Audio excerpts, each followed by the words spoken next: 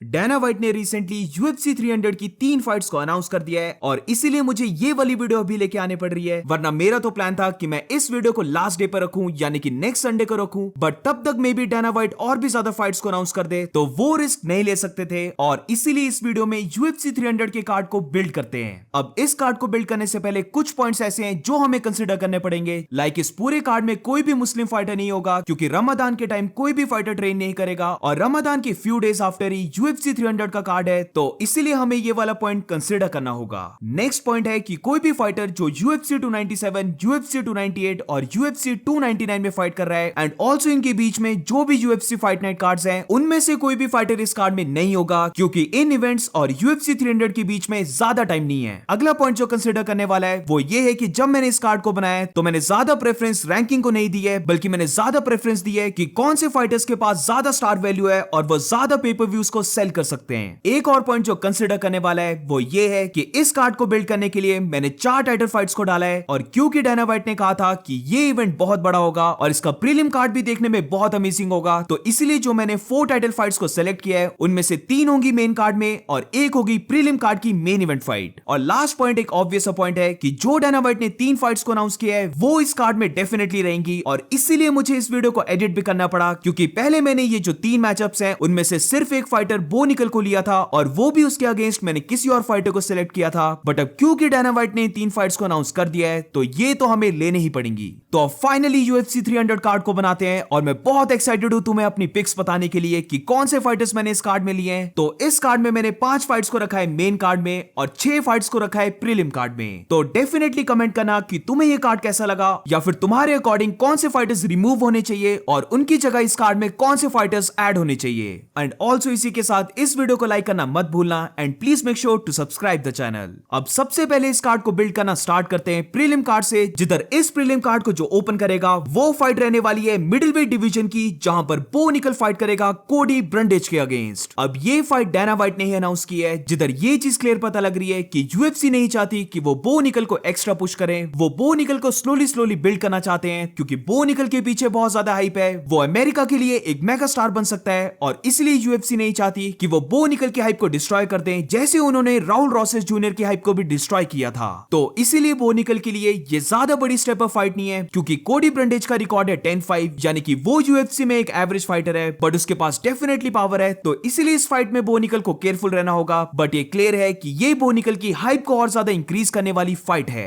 अब moving on to the next fight, ये fight रहने वाली है फेदरवेट डिवीजन की और ये एक और फाइट है जो डैना वाइट ने अनाउंस की है, जो the former bantamweight champion Aljamain Sterling अब फेदरवेट डिवीजन में मूव कर रहा है और उसकी फाइट होने वाली है number 7 rank fighter Calvin Kattar के अगेंस्ट। अब यहां पर मैं एक बात फिर से क्लियर कर देता हूं क्योंकि डेफिनेटली कुछ लोगों के माइंड में ये आ रहा होगा कि एल्जमेन स्टर्लिंग तो फॉर्मर चैंपियन है और उसको मैंने प्रीलिम कार्ड के भी एंड में रखा है। तो मैं फिर से इस चीज को बता देता कि UFC 300 एक बहुत बड़ा कार्ड है और यहां पर जो भी फाइट सिलेक्ट होंगी उनमें ज्यादा ध्यान ये नहीं दिया जाएगा कि कौन से फॉर्मर चैंपियंस है या फिर कौन से फाइटर्स की रैंकिंग्स क्या है, क्योंकि इस कार्ड को बिल्ड करने में जो मेन फोकस होगा वो रहने वाला है कि कौन सा फाइटर कितना बड़ा स्टार है, वो कितने पेपर व्यूज को सेल कर सकता है। और यही अगर हम एल्जमेन स्टर्लिंग और कैल्विन केटर के मैचअप को देखें तो ये दोनों ही ज्यादा बड़े स्टार्स नहीं हैं। तो अब moving on to the next fight, ये फाइट रहने वाली है लाइटवेट डिवीजन की, जहां पर मेरे अकॉर्डिंग ये रिटायरमेंट फाइट है, जिधर टोनी फर्गसन को अपनी लास्ट फाइट करनी चाहिए जिम मिलर के अगेंस्ट, जहां पर जिम मिलर की भी ये लास्ट फाइट होनी चाहिए। जिम मिलर एक ओजी फाइटर है जिसने UFC 100, UFC 200 में फाइट की है और वो ये चीज भी बोल चुका है कि उसकी लास्ट ड्रीम है कि वो UFC 300 में भी फाइट करे। तो डेफिनेटली जिम मिलर को तो लेना ही होगा क्योंकि मे बी उसकी ये लास्ट फाइट होगी। और इसी के साथ अगर हम टोनी फर्गसन को देखें तो रिसेंटली उसने पोस्ट किया था कि वो रिटायरमेंट नहीं ले रहा है, so that's why Tony Fergusson को एक और फाइट देते हैं, जिधर मेरे अकॉर्डिंग ये फाइट एक रिटायरमेंट फाइट होनी चाहिए, जहां पर टोनी फर्गसन फाइट करेगा जिम मिलर के साथ और जब इनकी फाइट एंड होगी तो दोनों फाइटर्स रिटायरमेंट ले लेंगे।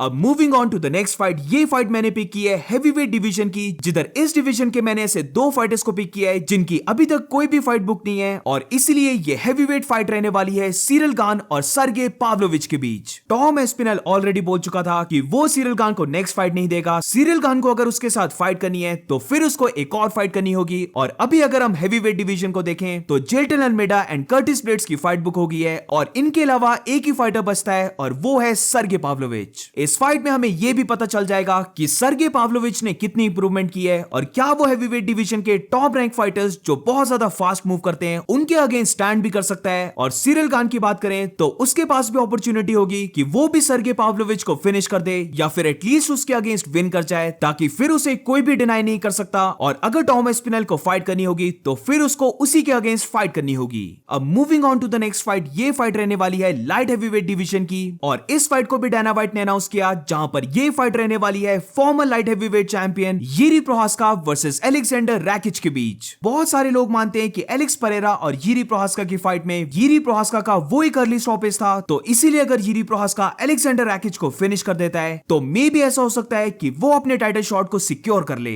ऑब्वियसली जमाल हिल के बाद। दूसरी तरफ अलेक्जेंडर रैकिच एक ऐसा फाइटर है जिसके पीछे इंजरी से पहले बहुत ज्यादा हाइप थी कि ये फाइटर वैसा है जो लाइट हैवीवेट का चैंपियन बन सकता है, और अब वो अपना रिटर्न मार रहा है 2 सालों के बाद, बट स्टिल उसे इतनी बड़ी फाइट मिल रही है क्योंकि इंजरी से पहले वो भी एक टॉप कंटेंडर था, और इसीलिए अगर वो यिरी प्रोहास्का को बीट कर देता है तो वो भी फिर टाइटल शॉट के आसपास ही रहने वाला है, और मे भी वो सेम लेवल पर हो जहां पर जॉनी वॉकर और मैगोमेड अंकलाइव का जो विनर होगा वो भी उसी पोजीशन में होगा। अब moving on to the next fight, ये फाइट रहने वाली है प्रीलिम कार्ड की मेन इवेंट फाइट, और जैसे मैंने बोला था कि ये फाइट एक टाइटल फाइट रहने वाली है, तो इसलिए इस प्रीलिम कार्ड की मेन इवेंट फाइट में मेरी पिक है फ्लाईवेट चैंपियन एलेजेंड्रे पेंटोजा, और वो फाइट करेगा मेनेल काप के अगेंस्ट। अब पॉइंट टू नोट यहां पर ये कि मेनेल काप की ऑलरेडी फाइट बुक्ड है, जिधर उसकी फाइट जनवरी 14 को होने वाली है अगेंस्ट मैथ्यूस निकोलाउ, और ये फाइट एक रीमैच फाइट है क्योंकि इनकी फर्स्ट फाइट एक कंट्रोवर्शियल विन थी जिधर मैथ्यूस निकोलाउ जीता था, तो इसलिए इनकी ये रीमैच फाइट होने वाली है। और अगर इस फाइट को मेनेल काप जीत जाता है तो आई थिंक वो फाइट करेगा एलेजेंड्रे पेंटोजा के अगेंस्ट। वैसे तो ब्रैंडन मोरेनो और अमीर अलबाजी में से जो फाइटर जीतेगा वो फाइट करेगा टाइटल के लिए, बट क्योंकि इनके बीच में जो फाइट होगी वो 24 फरवरी को होने वाली है, तो इसका मतलब ये है कि इन दोनों में से जो भी विनर होगा उसके लिए बहुत ज्यादा डिफिकल्ट हो जाएगा कि वो अप्रैल 13 UFC 300 में फाइट करें, और इसीलिए जो लॉजिकल नेक्स्ट ओपोनेंट बनता है वो यही बनता है कि अगर मेनेल कैप मैथ्यूस निकोलाउ से जीत जाता है तो फिर उसकी फाइट होनी चाहिए एलेजेंड्रे पेंटोजा के अगेंस्ट। रिसेंटली मेनेल कैप ने अपनी स्टार पावर को बहुत ज्यादा इंक्रीज कर दिया था जब वो काय कारा फ्रांस और स्पेशली इजराइल अदसाने के साथ ट्रैश टॉक कर रहा था, और इसीलिए आई थिंक ये फाइट हो सकती है, और अगर ये फाइट हुई तो मेरे अकॉर्डिंग ये फाइट होगी प्रीलिम की मेन इवेंट फाइट। अब मेन कार्ड की बात करने से पहले एक और नोट कि ये जो मैंने प्रीलिम की मेन इवेंट फाइट रखी है ये तो ऑब्वियसली 5 राउंड्स की होगी, बट इसके साथ जो भी मेन कार्ड की 5 फाइट्स हैं वो सारी ही 5 राउंड्स की होंगी।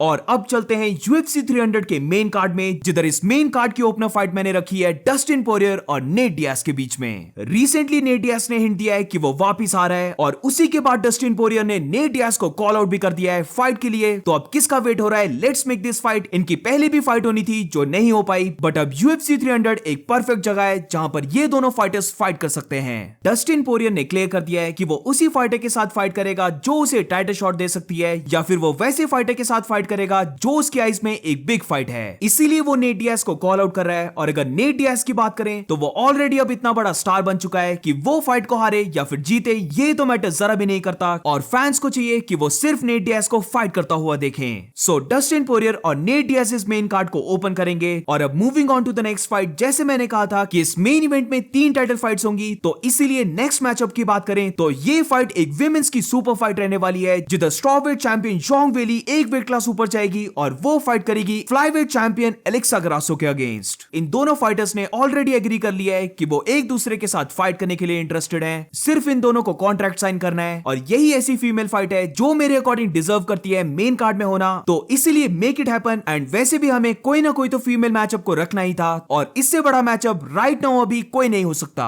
अब moving on to the next fight, ये फाइट रहने वाली है लाइटवेट डिवीजन की, जहां पर मैंने रखा है BMF champion Justin गेची versus max Holloway की फाइट को। मैक्स हॉलोवे जस्टिन गेची को ऑलरेडी कॉल आउट कर चुका है, और ये फाइट सेंस पे बनाती है क्योंकि ये दोनों ही फाइटर्स अभी बहुत ज्यादा वियर्ड स्पॉट पर हैं, क्योंकि एक साइड मैक्स हॉलोवे वेट कर रहा है अलेक्जेंडर वोल्कानोव्स्की और इलिया टोपुरे का विनर कौन होगा, क्योंकि अगर अलेक्जेंडर वोल्कानोव्स्की विनर बनता है तो फिर मैक्स हॉलोवे को एक और फाइट करनी होगी, यानी कि उसे और ज्यादा टाइम वेट करना होगा। और दूसरी तरफ अगर हम जस्टिन गेची की बात करते हैं तो वो ऑलरेडी वेट कर रहा है, जहां पर इस्लाम महाचेव अप्रैल से पहले तो फाइट नहीं करेगा, और जब उसकी फाइट होगी तो मोस्ट लाइकली उसकी नेक्स्ट फाइट होगी चार्ल्स ओलिवेरा के अगेंस्ट। तो इस वजह से जस्टिन गेची को सिट आउट करना पड़ेगा अक्टूबर के मंथ तक, जहां पर UFC फिर से जाएगी अबू धाबी में, और वहीं पर इस्लाम महाचेव की नेक्स्ट टू नेक्स्ट फाइट हो सकती है। तो इसीलिए इतने ज्यादा टाइम तक वेट करने से अच्छा है कि वो मैक्स हॉलोवे के चैलेंज को एक्सेप्ट कर ले और उसके साथ फाइट कर ले UFC 300 में। अब moving on to the next fight, ये फाइट रहने वाली है UFC 300 की को मेन इवेंट फाइट, जहां पर light heavyweight champion Alex Pereira fight करेगा अपने सबसे बड़े राइवल इजराइल अदेसानिया के अगेंस्ट। अब एलेक्स ने रिसेंटली एक कोडेड हिंट दिया है कि वो UFC 300 में फाइट करेगा, जिसका काफी ज्यादा लोग ये मतलब निकाल रहे हैं कि वो टॉम एस्पिनल के साथ फाइट करेगा और ये जो 3 है ये ट्रिपल चैंपियन के लिए है। But to be honest I don't think so कि एलेक्स परेरा इतनी जल्दी लाइट हेवीवेट डिवीजन से हेवीवेट डिवीजन में मूव कर जाएगा, वो भी टॉम एस्पिनल के अगेंस्ट, जो उसके लिए एक बहुत ही बुरा मैचअप है। और वैसे भी अगर हम देखें तो टॉम एस्पिनल एक इंटरम चैंपियन है, ना कि अनडिस्प्यूटेड चैंपियन। तो इसीलिए I think Alex Pereira light heavyweight division में ही रहने वाला है। और अगर इजराइल अदेसानिया की बात करें तो जस्ट अभी अदेसानिया का इंटरव्यू आया था जिधर उसने भी हिंट दिया है कि वो ऑब्वियसली 2027 में रिटर्न नहीं करेगा, वो उससे पहले ही रिटर्न करेगा और जितना लोग सोच रहे हैं वो उससे भी पहले रिटर्न करेगा। अब या तो अदेसानिया रिटर्न करके डायरेक्टली फाइट करेगा शॉन स्ट्रिकलैंड और ड्रिकस डु प्लेसी के विनर के अगेंस्ट, बट क्योंकि शॉन स्ट्रिकलैंड और ड्रिकस डु प्लेसी की फाइट को होने वाली है तो आई डोंट थिंक सो कि उनके पास ज्यादा टाइम है अप्रैल में वापस कम बैक करने का। तो अगर वो नहीं तो लॉजिकल रीजन बनता है कि वो अपने राइवल एलेक्स परेरा के साथ फाइट करे। एलेक्स परेरा उसे ऑलरेडी काफी बार कॉल आउट कर चुका है, जिधर वो ये भी बोल चुका है कि वो रेडी है उसके साथ अपनी बेल्ट को भी लगाने के लिए। तो अगर अदेसानिया कम बैक कर रहा है तो आई थिंक यही फाइट होनी चाहिए जो UFC 300 की को मेन इवेंट वर्दी है। UFC को अगर हम देखें तो इजराइल अदेसानिया टॉप 2 या फिर डेफिनेटली टॉप 3 का ऐसा फाइटर है जो सबसे ज्यादा मनी को अर्न करता है, उसके पास बहुत बड़ी स्टार पावर है। तो डेफिनेटली अगर वो UFC 300 में आ जाता है, वो भी एलेक्स परेरा के अगेंस्ट जिनकी राइवलरी मैसिव है, तो ये कार्ड बहुत बड़ा बन जाएगा। और अब moving on to the next fight, ये फाइट रहने वाली है UFC 300 की मेन इवेंट फाइट। और इस फाइट में द नोटोरियस कॉनर मैग्रेगर वापस आएगा और वो फाइट करेगा माइकल चैंडलर के साथ। कॉनर मैग्रेगर एक नो ब्रेनर है कि वो डेफिनेटली UFC 300 में रहना चाहिए। वो पूरे MMA का सबसे बिगेस्ट स्टार है, सारे लोग चाहते हैं कि कॉनर इस कार्ड को हेडलाइन करे। और अगर by chance UFC fuck up कर जाती है और कॉनर इस कार्ड को हेडलाइन नहीं करता है तो काफी ज्यादा फैंस इसको लेकर बहुत ज्यादा डिसअपॉइंटेड होंगे। UFC 200 में ब्रॉक लेसनर था और एक कंप्लीट सेंस बनाता है कि UFC 300 में कॉनर मैग्रेगर हो। टू बी ऑनेस्ट 100% कॉनर इस कार्ड में रहना चाहिए और अगर कॉनर इस कार्ड में नहीं हुआ तो मेरे अकॉर्डिंग तो UFC की बहुत बड़ी गलती होगी, क्योंकि UFC 300 सारे रिकॉर्ड्स को ब्रेक कर सकता है और मैक्सिमम रिकॉर्ड्स अगर हम देखें तो ऑलमोस्ट सारे ही कॉनर की फाइट के हैं। अब कॉनर तो बोल चुका है कि वो रेडी है फाइट करने के लिए और वो डेफिनेटली UFC 300 में फाइट करने के लिए रेडी है। तो अगर किसी भी रीजन से कॉनर इस कार्ड में फाइट नहीं करता है तो ये पूरी मिस्टेक होगी UFC की। अब नॉट ओनली ये मेन इवेंट कॉनर की वजह से बहुत बड़ा हो जाएगा, बट इवन अगर हम माइकल चैंडलर को भी देखें तो ये फाइटर जरा भी डिसअपॉइंट नहीं करता है। चैंडलर फाइट को जीते, चैंडलर फाइट को हारे, बट एक बात की गारंटी होती है कि वो हमेशा फैंस को एंटरटेन करता है। उसकी सारी फाइट्स बहुत ज्यादा वाइल्ड गई हैं, तो अगर कॉनर के साथ उसकी मेन इवेंट में फाइट हो जाती है तो ये कार्ड सच में बहुत बड़ा हो जाएगा। अब I do like main card, but यहाँ पर जो डैना व्हाइट ने बोला था कि वो एक सुपर फाइट को लेकर वर्क कर रहा है जो कॉनर को इंक्लूड नहीं कर रही है, तो डेफिनेटली वो जो सुपर फाइट होगी वो भी इस कार्ड में रहेगी। बट अभी के लिए UFC 300 का मेन कार्ड मेरे अकॉर्डिंग ये है। So what do you guys think about this? तुम्हें ये कार्ड कैसा लगा? Let me know in the comments. और तुम्हारे अकॉर्डिंग कौन कौन से चेंजेस होने चाहिए वो भी डेफिनेटली बताना। एंड इसी के साथ इस वीडियो को एंड करते हैं। अगर आपको वीडियो अच्छी लगी हो तो please make sure to like and subscribe. मिलते हैं नेक्स्ट वीडियो में।